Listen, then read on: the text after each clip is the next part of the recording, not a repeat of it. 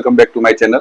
Channel का नाम तो आपको पता लग ही गया होगा, बहुत ही फेमस हो चुका है अब तक। अगर आपने अब तक सब्सक्राइब नहीं किया है तो इसको जल्दी सब्सक्राइब कर लें, क्योंकि इससे बढ़िया कोई चैनल नहीं है इंग्लिश लर्निंग के लिए। तो चैनल को जल्दी से सब्सक्राइब करें और वीडियो को पूरा देखना। और इसकी मैं 100% गारंटी देता हूँ कि आपका जो कंटेंट है 100% क्लियर हो जाएगा। आपको कोई कहीं उधर उधर जाने की जरूरत नहीं है, चाहे आप इंग्लिश में जीरो पे हो, लेकिन वीडियो को देखोगे तो आप में कॉन्फिडेंस आएगा और आप उसको क्वेश्चन जो भी आएगा चैप्टर से आप उसको अटेम्प्ट कर सकते हो, नंबर भी आ सकते हो। तो वीडियो को लाइक करना और शेयर करना ना भूलें अपने दोस्तों के साथ।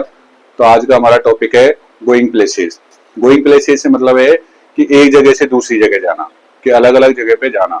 आप सब लोग अलग अलग जगह जाते हो और आपको पता है कि जाते हैं तो हमारे अंदर बहुत सारी चीजों के लेके क्यूरियोसिटी होती है, जिज्ञासा होती है उन्हें पाने की, हम ऐसा करें हम वैसा करें। जैसे आप अगर दिल्ली में रहते हो तो आप सोचते हो इंडिया गेट पे जाएंगे, आप सोचते हो कि संसद भवन देखेंगे, आप सोचते हो कि लाल किला देखेंगे, कुतुब मीनार देखेंगे। आप जयपुर में रहते हो तो आप हवा महल देखोगे, आप और उसके फोर्ट्स हैं, जय महल, राजगढ़, ये सब देखोगे। तो इसी तरह से गोइंग प्लेसेस पे जाने पर आपके अंदर एक क्यूरियोसिटी होती है, आप में एक जिज्ञासा होती है, आप एक डे ड्रीमर बन जाते हो कि मेरी लाइफ में भी काश ऐसा हो वैसा हो। ये चैप्टर उसी को बिलोंग करता है। अगर आप इस चैप्टर को अपने आप से कनेक्ट करोगे तो चैप्टर बिल्कुल भी क्लियर ही आपके सामने आ जाएगा, टॉपिक पूरी तरह से क्लियर हो जाएगा। तो इस चैप्टर के जो राइटर हैं वो A.R. बर्टन है। ये इसमें फैंटेसी के बारे में बताते हैं कि आजकल के टीनेजर्स की बात करते हैं इस चैप्टर में, कि टीनेजर्स जो स्टूडेंट होते हैं, बच्चे होते हैं, उनके क्या सपने बहुत बड़े बड़े होते हैं और रियल में वो इतने सपने पूरा करने में उनकी या तो फाइनेंशियली प्रॉब्लम आती है या सोशली प्रॉब्लम आती है, उसी को यहाँ पर ये हमें बता रहा है। तो इसमें सोफी और जॉनसी दो मेन कैरेक्टर हैं, जिसमें दोनों फ्रेंड है और वो कैसे कैसे कैसे वो बात करती है वो बताया गया है। सोफी इसमें मेन कैरेक्टर है और जॉनसी उसकी फ्रेंड है। सोफी है जो डे ड्रीमर है, जो फैंटेसी है, जो इमेजिनेशन करती है और जो सोचती है कि मेरा ऐसा होगा वैसा होगा, और जबकि वो एक पुअर फैमिली से बिलोंग करती है। जो जॉनसी है उसको बताती है कि हमें रियल लाइफ में रहना चाहिए। आप भी अपने आसपास देखते हो, अपने दोस्तों के साथ बात करते हो, उनके एटमॉस्फेयर को देखते हो कि सपने तो बहुत बड़े हैं, लेकिन हमारे कहीं ना कहीं प्रॉब्लम क्या है कि हम रियल में से अलग हटके अनरियल सोचने लग जाते हैं, क्योंकि हर सपने को पूरा करने के लिए डिटर्मिनेशन, हार्ड वर्क होना बहुत ज्यादा जरूरी है। लेकिन ये जॉनसी की बात को नहीं मानती, क्योंकि जॉनसी उसे हमेशा बताती है कि हम गरीब है, हमें उसी हिसाब से सपने देखने चाहिए और उनको पूरा अपने हिसाब से करना चाहिए। तो अब स्टोरी स्टार्ट करते हैं। इसमें सोफी है, वो डे ड्रीमिंग लड़की है जो एक बड़े सपने देखती है और बहुत ही ज्यादा ख्वाबों में रहती है या इमेजिनेशन में रहती है। कि सबसे पहले जब दोनों ही अपने दोस्त स्कूल से आ रहे होते हैं तो रास्ते में बात करते आ रहे होती है, तो सोफी इसको बताती है कि एक दिन मैं एक्ट्रेस बनूंगी, एक दिन मैं फैशन डिजाइनिंग बनूंगी और एक दिन मैं क्या बनूंगी, इस मार्केट जो बीच हमारा जो गांव है या जिस जगह हम रह रहे हैं इसके सेंटर में मेरी बुटीक की दुकान होगी जो बहुत फेमस होगी, जैसे बड़े बड़े सेलिब्रिटीज होते हैं वैसे, और वो लोग इस दुकान पे बुटीक का सामान खरीदने के लिए आएंगे। तो जॉनसी उसको बताती है कि बहन हम इतनी अमीर नहीं है, हम लोग हैं या हमारे फादर है या फैमिली मेंबर्स एक छोटी सी बिस्किट फैक्ट्री में काम करते हैं, और बिस्किट फैक्ट्री में काम करते हैं तो हम इन सब सपनों को पूरा करने के लिए हमारे पास पैसे की जरूरत पड़ेगी, वो हमारे पास पैसा नहीं है। तो तुम्हें इसका जो एक वर्चुअल लाइफ है या इमेजिनेटरी जो तुम्हारी लाइफ है, या सोचते हो तुम इस बारे में कि बड़े बड़े सपने देखना जो पूरे होने में बड़ा मुश्किल है, तो वैसी बातें नहीं करनी चाहिए और हमें इतने बड़े ख्वाब नहीं देखने चाहिए जो हमारी स्थिति के बाहर हो। लेकिन वो उसकी बात को नहीं सुनती। उसको ऐसा लगता है कि ये मेरी दोस्त है जॉनसी, मेरी प्रोग्रेस है या मेरे सपनों से जलती है। इसमें अब वो जब घर आती है तो उसका फादर को पता है कि उसकी बेटी का वो ये सोफी जो वो पता है कि ये डे ड्रीमिंग है, इमेजिनेशन करती है, फालतू बातें करती है, फेंकती है और मैं ये कर दूंगी वो कर दूंगी ऐसी बातें करती है। तो आपने भी देखा होगा अपने घर में या अपने फ्रेंड सर्किल में कि बहुत सारे लोग हैं जो सोचते हैं कि मैं IAS बन जाऊंगा, मेहनत करनी नहीं है, मैं एक्टर बन जाऊंगा, मैं क्रिकेटर बन जाऊंगा, लेकिन उसके अकॉर्डिंग मेहनत नहीं करते। तो इस तरह उसके फादर को भी पता है कि उसकी बेटी सोफी है जो इमेजिनरी दुनिया में रह रही है, तो उसको डरती भी है अपने फादर से, क्योंकि उसके फादर उसको डांट भी लगाते हैं कि ये आभासी दुनिया है, अपनी सपनों से बाहर आओ और रियल में जो है उसको अप्रोच करो और प्रैक्टिकल लाइफ जियो। अब उसमें आगे स्टोरी बढ़ती है कि सोफी है जो के दो भाई हैं, एक का नाम है जियोफ और एक का नाम है लिटिल डेरिक। अब क्या है कि वो अपने भाई से भी जेलसी रखती है क्योंकि उसको भाई को घर में इतनी फ्रीडम है, उसको जाने के लिए आने के लिए बाइक भी है और वो बाइक से जाता है, और जबकि इधर उधर जाने के लिए उसको पूरी फ्रीडम उसके फैमिली के द्वारा दी जाती है। उतनी फ्रीडम उसकी सोफी को नहीं दी जाती, इसलिए अपने भाई से जलती है, क्योंकि एक लड़की होने के नाते वो सोचती है कि मैं एक लड़की हूँ, इसलिए मुझे घर में पापा या मम्मी इतनी बाहर घूमने नहीं देते, फ्रीडम नहीं देते। आपने घरों में भी देखा होगा, इंडियन सोसाइटी में भी देखा होगा कि हमें फ्रीडम लड़कियों को कम मिलती है, लेकिन इसी बात को लेके वो जॉब से डरती है। एक दिन वो अपने अपने एक ड्रीम के बारे में बताती है, एक इमेजिनरी में, कि एक जो फेमस वो है फुटबॉलर जिसका नाम क्या है, डैनी केजी।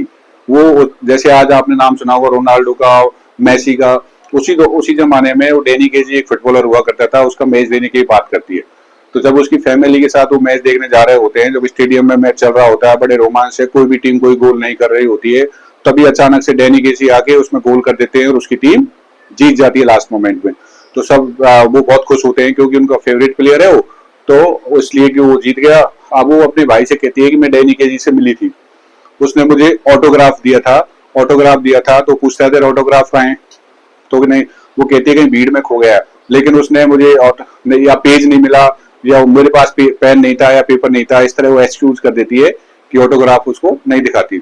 फिर वो कहती है हाँ, उसने मुझे प्रॉमिस किया है कि वो मेरे साथ डेट पे आएगा। तो डेट पे आएगा, तो उसका भाई उसकी बात पर विश्वास नहीं रखता, क्योंकि वो भी जानता है कि जो सोफी है वो झूठ बोलती है और बहुत बड़ी बड़ी अपनी इमेजिनरी दुनिया में रहती है। लेकिन वो अपने भाई को कन्विंस करने की कोशिश करती है कि हाँ, उसने मुझसे एक डेट के लिए आने के लिए बोला है। तो इस तरह फिर वो अपने घर पे आती है और फिर अपने भाई को इस बारे में बताती है, लिटिल डेरेक को, क्योंकि जियो को तो पता ही है, वो बात को नहीं मानता, इन दोनों की बनती नहीं है। तो लिटिल डेरेक छोटा भाई है, उसको इस बारे में बताती है कि जो फुटबॉल ग्राउंड में कैसे वो डैनी केजी से मिली थी, उसको ऑटोग्राफ के लिए उसने पेन मांगा, पेपर नहीं मिला, तो उसने मुझे डेट दिए।